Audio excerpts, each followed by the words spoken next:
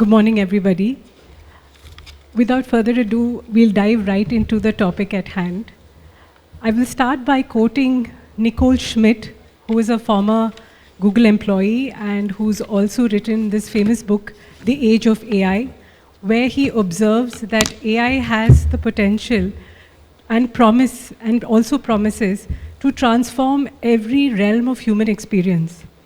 And at the very core of this transformation, what's going to happen is at a philosophical level, humans are going to completely transform the way they behave, the way they look at reality, and also observe their own roles in that reality.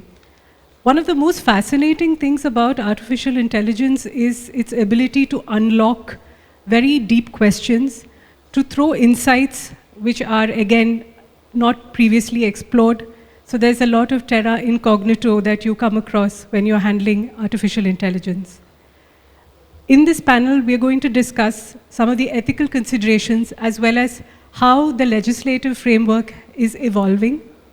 There's a lot of legislative momentum that has built up over the past few years in this particular domain, just given its all-pervasive presence as well as its constant reach and development.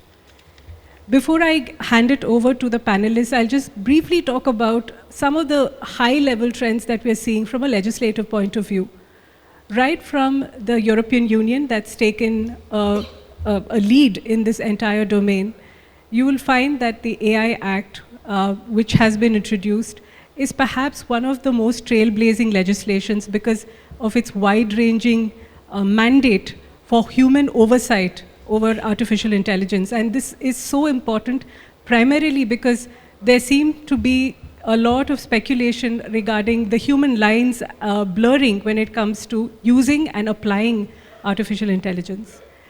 The other important legislation which is slowly gathering momentum is the advisory committee which has been constituted in the US, primarily to advise the president as well as to also advise in creating a blueprint for the new AI Rights Act. Across the world, you will find that countries like Israel, countries like Japan, and Australia are very, very focused when it comes to considering ethical deployment of artificial intelligence. Apart from that, some of the other countries that are also making steady strides are countries like the UK. The UK does not want to stifle innovation, so they've taken a more passive approach, if you will, when it comes to looking at new technologies, emerging technologies, which also includes AI. What is fascinating is the way the Indian courts are slowly interpreting and referencing the use of this technology. So apart from some of the more well-known US cases, which perhaps most of you have come across, like the OpenAI cases and even the cases around GitHub, Stable Diffusion, I think the Indian courts have recently made some very specific observations, and I'll just very quickly take you through that. In the Christian Louboutin trademarks infringement case, there was a very specific observation made by the Delhi High Court, wherein they upheld that artificial intelligence will not replace human intelligence in the entire adjudication process. Curiously, in a case which was before the Punjab and Haryana High Court, they had used ChatGPT in order to carry out some research on bail jurisprudence. Again, observing that AI can be used in a very discrete fashion as long as it's used only for the purposes of research. And we will talk about how hallucination can come and intervene and interfere with all of that. Apart from that, I think the most recent and fascinating development which I read a few days ago was about how the Delhi police, in fact, had used AI in order to reconstruct the face of a murder victim. And what they essentially managed to do is use facial recognition technology on a photograph and then revive the person's features, including their, the color of their eyes, their lips, etc., which I think is absolutely transformative when it comes to criminal jurisprudence and administering criminal justice. My own organization, I represent a tech organization. We are using AI extensively to help companies get data ready. We are also using AI for the purposes of assisting the government in smart city projects. We partner with a lot of startup companies. One of the most eminent collaborations that we've recently had is with a company called Aleph Alpha, which is a German company. And this company basically has created a large language model called Luminous. And this particular platform is doing some very cutting edge work in the field of climate change, and also looking at regulated sectors like finance and banking. So that's where I think, we are going to see a lot of changes sectoral, especially in the sectoral laws, because more regulated and data sensitive industries are going to have to adopt more stringent norms. With that, I'm going to turn it over to our first speaker today. So one interesting thing about this panel is that we represent different industries, and we hope to contextualize this discussion based on the different industries that we come from. Biplab represents the pharma industry over here. So Biplab, when we were speaking, one of the most fascinating things that you spoke about yesterday was how artificial intelligence is transforming the way the entire healthcare and pharma industry is evolving. Please, may I invite you to speak a little bit about the opportunities and challenges that it's going to present, and specifically touch upon the telemedicine rules and how that is prohibitive or perhaps going to create more opportunities for the pharma and health industry. Traditionally, pharma and healthcare industry has been growing exponentially. But post-COVID, I think so the industry is on steroids. The concept of digital health before COVID was evolving, but the focus started during onset of COVID-19. If you realize in today's context, at least in tier 1 cities, starting from doctor's consultation to diagnosis and to delivery of medicines, everything is happening online. Earlier in the context wherein you would have to make an appointment with a doctor, visit their premise, go for the diagnostic test, everything is happening online. And as I speak, there are 10,000 tech companies in India which are providing healthcare facilitation services, which are connecting patient to the doctors. And the existing pharma and healthcare companies have started integrating technology in their realm to ensure that the patient get the 100% consumer satisfaction. So when I talk about AI in healthcare, I do advise good number of digital health companies. And in the last 3-4 years, I have seen that the companies have integrated artificial intelligence in their service provider, wherein you provide certain information or documents to them in terms of your, assuming, for example, your hair samples, the way your scalp looks. The software identifies what disease or disorder a person may be having. So in the context of that, telemedicine has evolved, and there is a guideline called Telemedicine Practice Guidelines, which governs this interaction between patient and the doctors. It clearly says that artificial intelligence at this point of time cannot directly advise the patients. It can only support the patient. So when we as a lawyer reviews tech team's internal structuring as to how it works, we ensure that if the tech-based companies or the pharma or the healthcare companies who have integrated technology, when they use the artificial intelligence, none of the activities should be considered as an advice to the patient in terms of that. So now also we have a new legislation for governing data privacy. So we will have to ensure that the data which we use or the pharma or the healthcare companies use in their day-to-day lives needs to be ensured that they are compliant with the data privacy legislations. So in terms of liability as it stands today, the liability vests with the healthcare practitioners and the clinical establishments which are vicariously liable for anything which happens to a patient. So this is how the pharma and healthcare industry has been evolving and has been using artificial intelligence. Thank you, Biplab. Satish, there have been, I think, a lot of changes that are taking place in the contract management operations realm, especially for in-house legal counsels. And I would invite you to talk a little bit about how artificial intelligence is being a total game changer when it comes to reviewing of contracts, improving efficiencies and productivity of your team.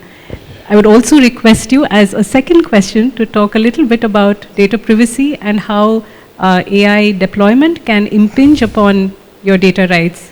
So contract management, artificial intelligence plays a very pivot role in the contract management. As we all know, as GC, it's a major responsibility that I always say contract management is bread and butter for any council. So you have to go through each and every page, not only each and every page, each and every word, to ensure that we don't miss out any critical events.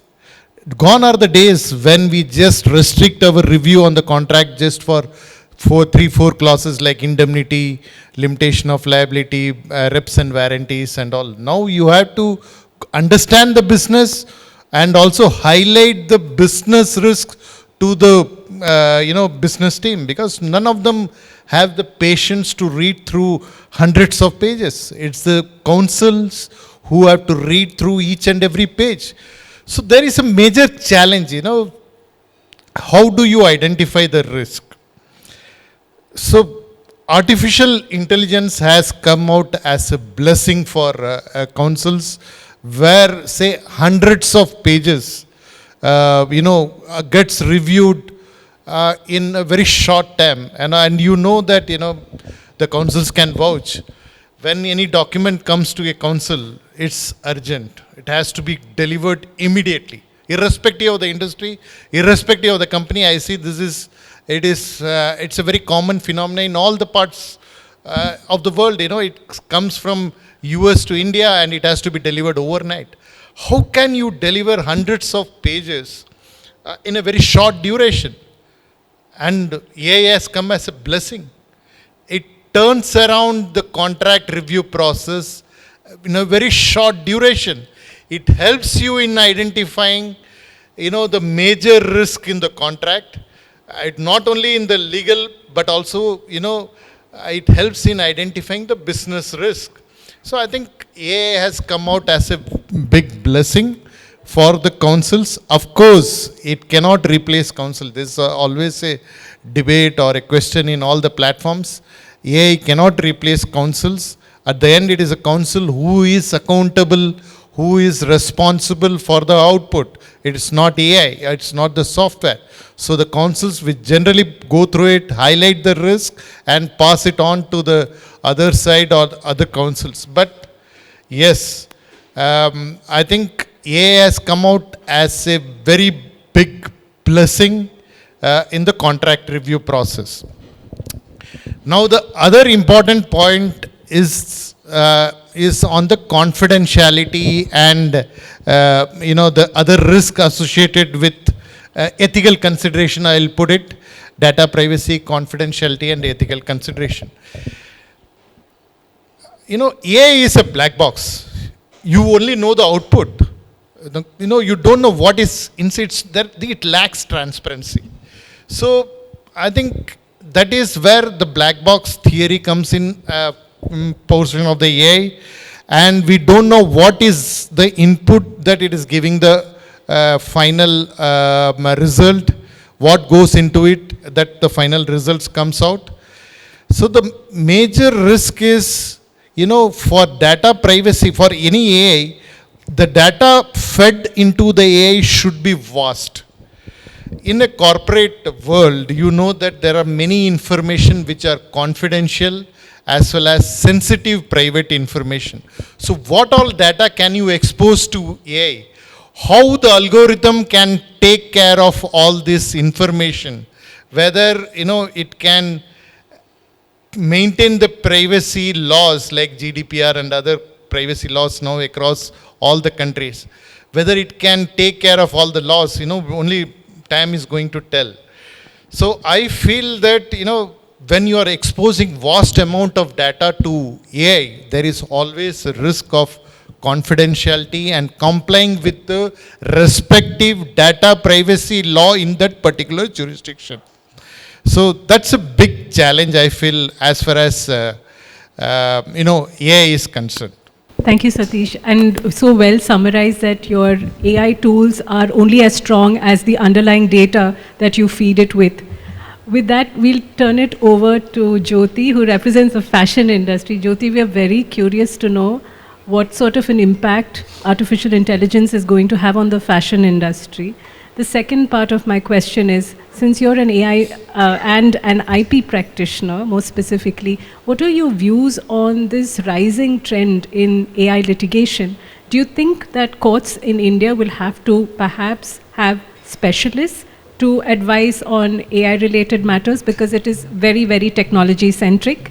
And like Satish mentioned, there's lack of transparency, total lack of, I think, visibility in terms of how the data is compiled. So fairness, bias, cognitive biases. So can you share a little bit about what's happening in your industry? I think let me start with, because whenever there are questions around AI and then use cases for fashion industry, you also hear about Gen AI, right? So, and most often AI and Gen AI are interchangeably used, but actually they are not one and the same.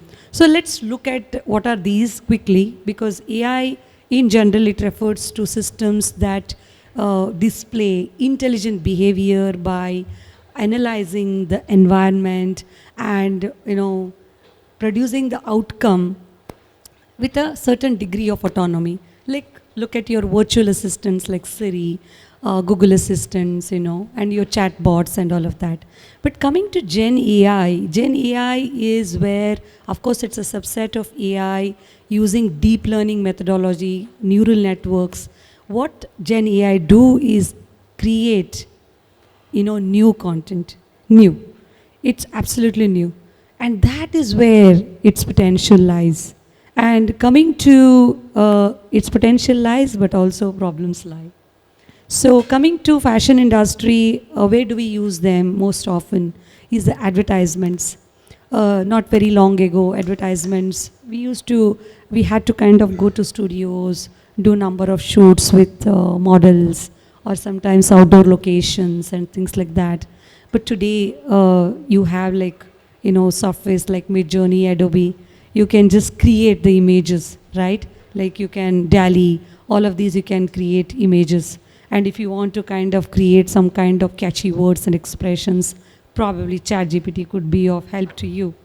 So also that, we also see that there is a lot of opportunity for us to, create some new designs, like especially when you're printing certain motifs on a fabric, or you're creating something new, and that's where, fashion industry sees a lot of potential in Gen AI. Yeah, and this is again work in progress, but it all depends on what kind of terms and conditions all these Gen AI vendors offer us, and of course we can't really rule these negotiations. We are actually at their behest. Now coming to the litigations, Lakshmi, that you just asked me about, are there are litigations like. See, when I'm saying when I can create a picture, I think of a lady standing on Brooklyn Bridge. It's a wintry morning, and I want DALL-E to create an image for me. And when I create and I say that I want this image in the style of Andy Warhol. Andy Warhol was a US artist, very famous artist of 19th century. If as a user, if I give this, kind of a prompt to the Gen AI, and it kind of gives it something which really is very, very close to my imagination. But imagine what happened. Somebody did that, and the Dream Up AI, which was used for this, and again was in litigation because Andy Warhol Foundation sued them, and many other artists in California sued this, Midjourney and various other, Gen AI companies for training, for, their data, for algorithms on their copyrighted data.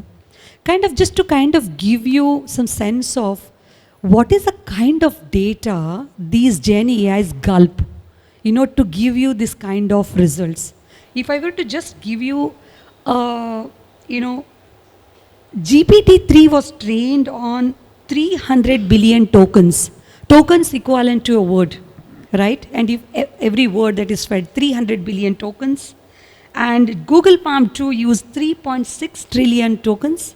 And our chat GPT-4, which is everyone's darling today, they using AI Whisper tool use millions of hours of YouTube content. So this is the kind of content they have to consume to create the results that you want. But again, what's happening here is the conflict between the copyright owners and the AI, the proprietors. That is one. And as a fashion industry and as user of Gen AI, what is my concern? My concern is, prompting an AI to get a particular output is not easy. It requires millions of attempts to get the image that I desire. I won't get it in one shot. And you would have heard that today the highest paid engineers are the prompt engineers. I'm sure all of you would have heard of that.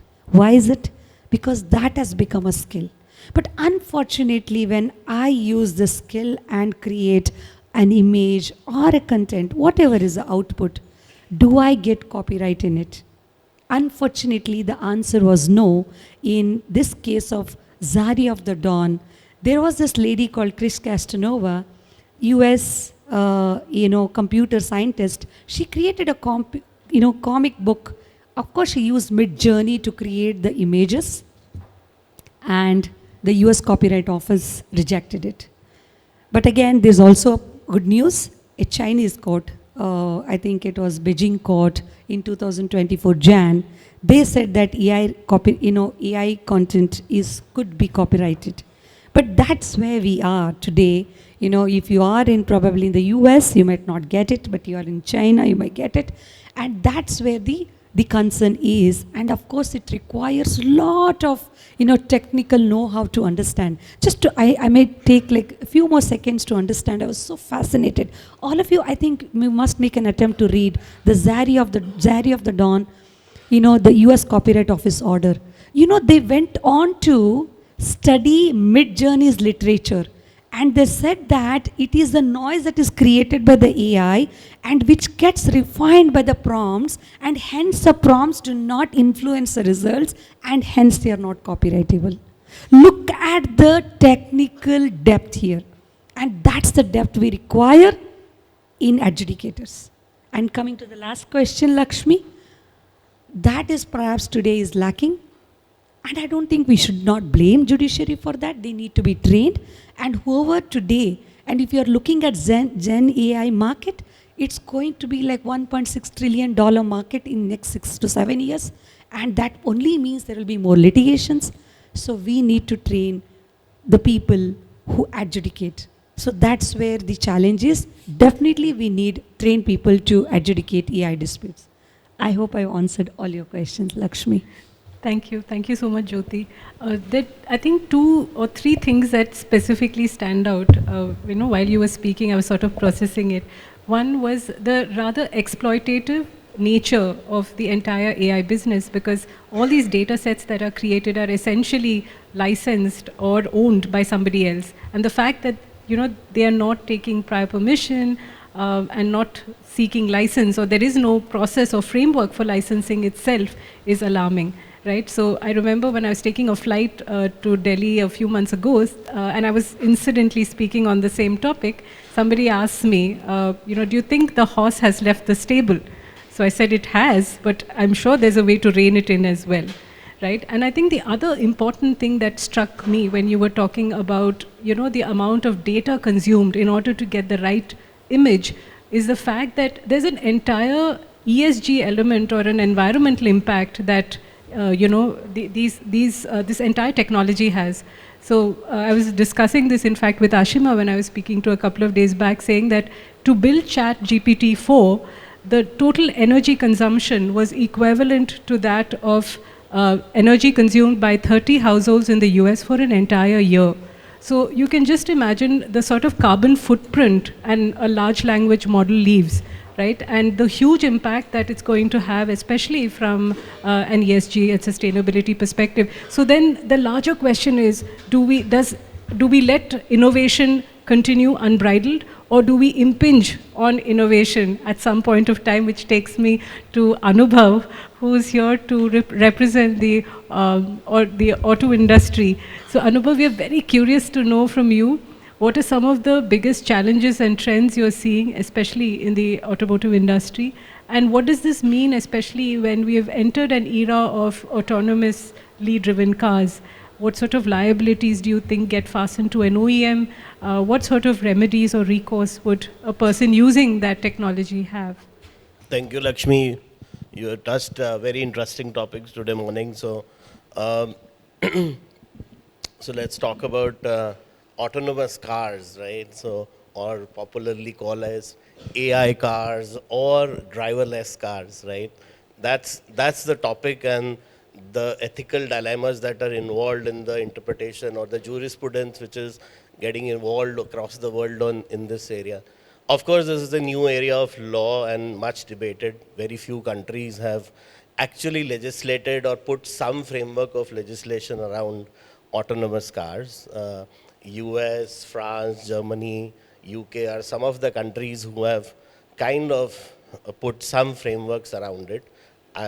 In India, still we don't have a particular legislation around autonomous cars, but let us just reflect back in terms of when we talk about driverless cars, what is it, and how do they kind of function, right?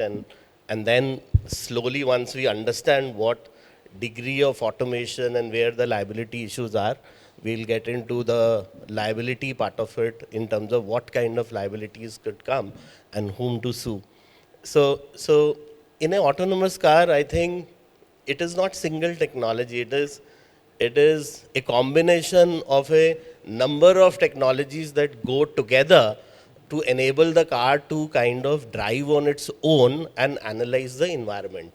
Some of the technologies are, or popularly called as LiDAR technologies, which are laser-based, camera-based technologies, which take 360. And then there are geospatial connectivities. Then there are vehicle-to-vehicle connectivities, right, that go in. Then there are audio receptors, there are visual sensors, and all of them are stitched together through algorithms and softwares, which kind of then get into an analysis of what the environment around is, which enables the car to move forward or decide what actions to take, right?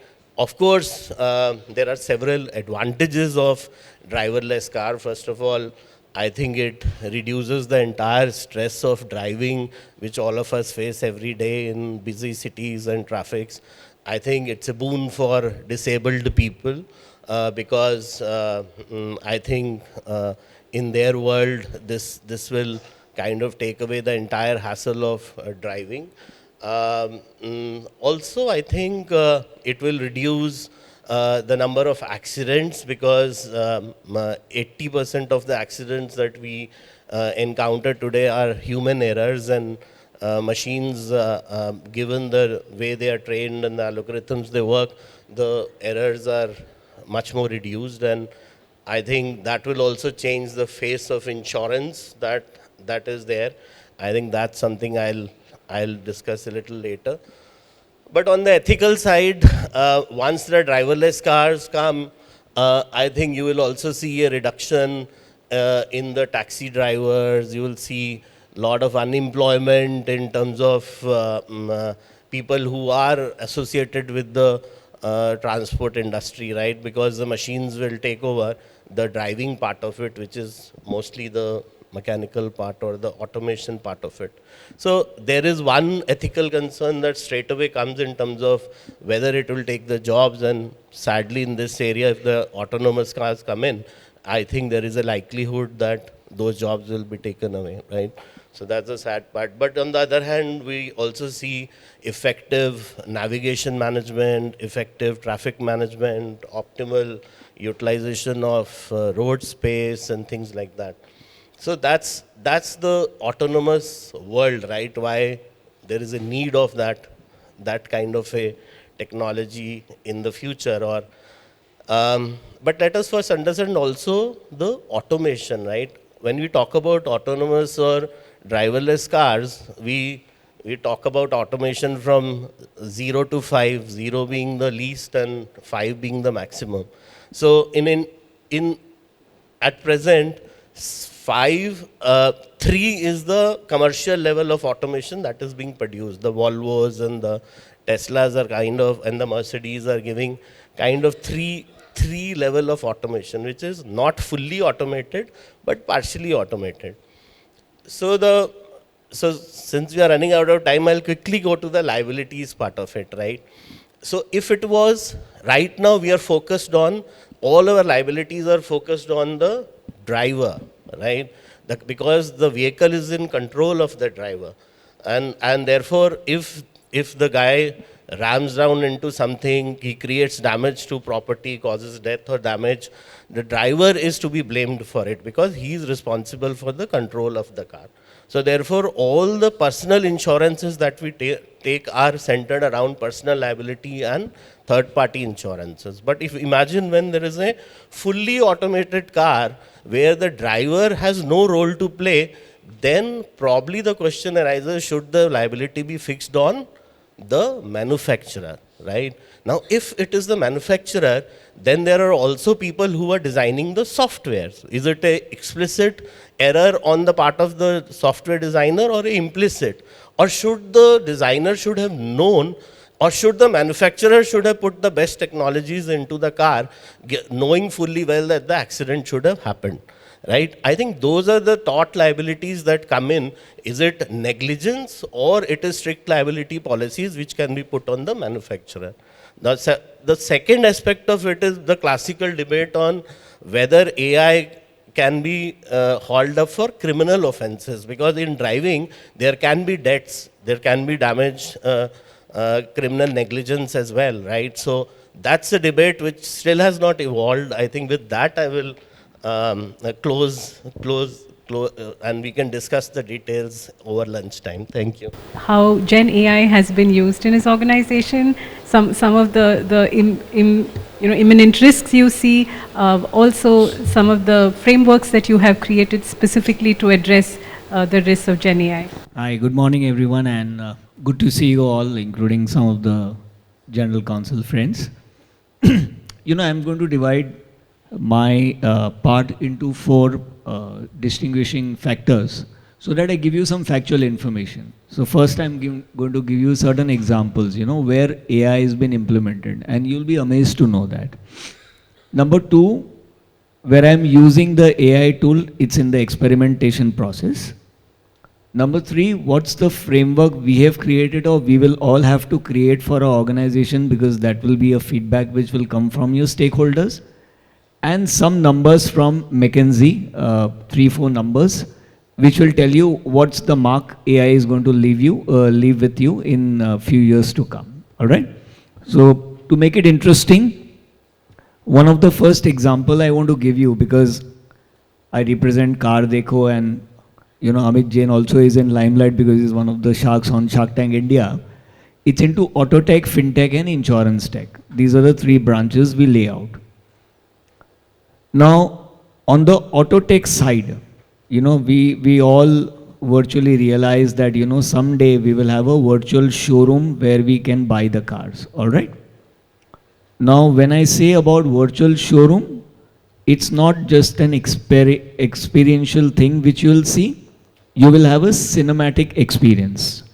When I say cinematic experience will mean, I was one of the experimentation part of Harvard Business School when they wanted to start a virtual class. Now, virtual class does not mean Google Meet, Teams, etc. It's a cinematic experience on your laptop. Virtually, you will think that you're sitting in Harvard Business School, Boston. All right? So that's the kind of virtual showroom which is coming. I've also seen demos of car. So when you want to open the windshield, when you want to see the part of the roof which is opening, etc., it's with the clear sound, cinematic experience which AI gives you. All right, that's the first example. The second example, which probably is happening and you are not aware, is the customer care call which you are getting on your mobile phones. You literally hear the voice of a male or female talking to you. That's a AI software or a tool which is talking to you. The AI is exactly answering your questions, exactly giving you the information which you require, but it's not a real human being which is on the call. It's an AI tool, male or female voice, all right? It's all in the testing area now. The third example, because I have also worked in the entertainment industry, and you would have never observed this, but next time when you go to the cinema theaters, you can do it. On the right-hand side of the cinema screen, you will find a small light which is blinking, all right, on the top side. So next time when you go to a cinema theater, probably try to look for that small light.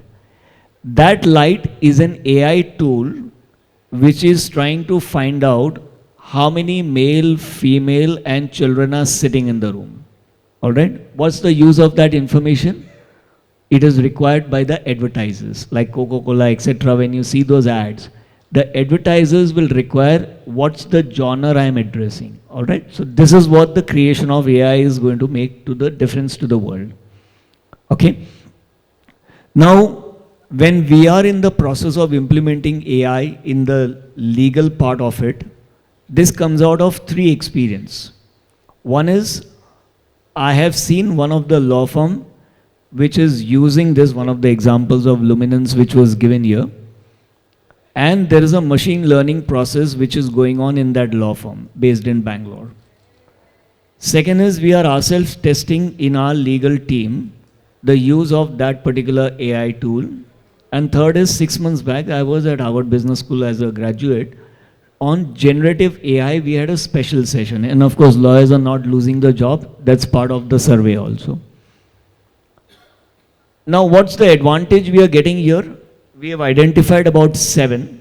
First is your documentation automation is happening. So initial part of the agreements or automation is assisting you in clearing your initial part of the agreements and documents. So it is agreements, legal notices. We have also tested litigation documents like plaint, etc. It's helping you 50% on that part. So a junior assistance is been given by the AI tool is what we found. But it's making a difference of about 50%, which will mean your productivity will go up by 50%. Number 2, we are seeing a focused legal research. It's not a random search which is happening. Facts may differ case to case basis, and therefore sometimes when you find a judgment, but ultimately turns out facts are different and therefore not applicable to you. So it's a focused legal research that it is helping us. Number 3 is the predictive analysis. This is very important because we divide our litigation into 3 parts. Where you know that your litigation is not very strong, you compromise with the party. Where you feel it's 50-50, you still compromise with the party on good terms. Where you feel that you have a good case, expedite that. So these are some basic principles you have put in place. It's helping us in predicting analysis which can be then presented, because high stake matters have to be also presented for closure. All right? Fourth is, of course, virtual assistance. Fifth is customized legal advice. So when you have legal opinions, etc., which is taken, this is helping us in preparing a customized legal advice based on the facts and the business scenarios we are having. Fifth is automating repetitive tasks and reducing our cost. So it's affected our cost by about 30%. We are able to reduce it. And last, 7th is compliance and risk management, and therefore increase, because we use compliance audit and compliance scorecard. It's been auto-generated by using AI now, all right? These are the advantages we have got. What framework did we put when we got questions from the board is, what are the steps you're taking to ensure that whatever legal opinion you're showing to us, or whatever litigations you really want to close it, they are not based on any biased opinion, all right? So the framework we have put in place is transparency and accountability, Number 2 is fairness and bias mitigation. These are all frameworks which are built into that tool. Privacy and data protection, of course, is kept in mind. Accountability and governance, risk assessment and management. So you're not only evaluating your cost benefit, you're also evaluating your risk and benefit. Fifth is human oversight and intervention. It's not that you feed in the data and then you just go down that line so that you get a better outcome, what is intended from your side, but it may not be in the best interest of the company. Seventh is continuous monitoring and evaluation. And eighth, most important, what we found is stakeholder engagement and collaborations. Because when we make these presentations to the investors or the board is more concerned on the biasness of the input. Because anything which you're incorporating in the system, that biasness of data can decide whether you are really aversing the risk or you're trying to avoid the risk being portrayed to the management. So that's the framework we have put in. Lastly, if you see the USP of being sold to the board and the investor, is one is its large language model. Second is your semantic search accuracy, which we gave a demo of. And third is the machine learning process, is 3 USPs we have used.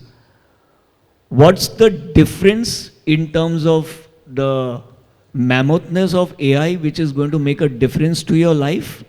We had some 4 data sets from McKinsey report, which we presented to our internal stakeholders.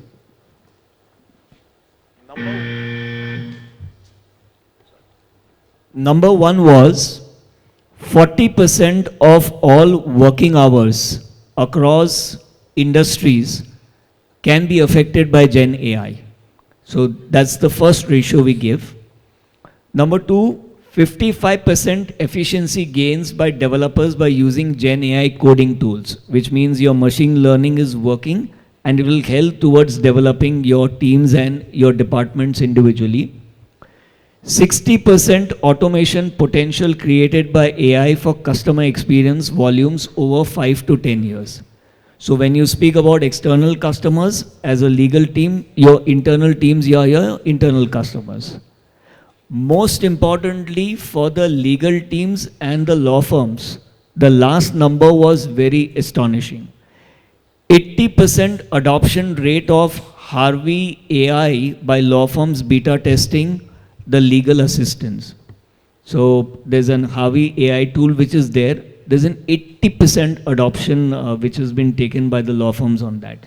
So these are the numbers we presented.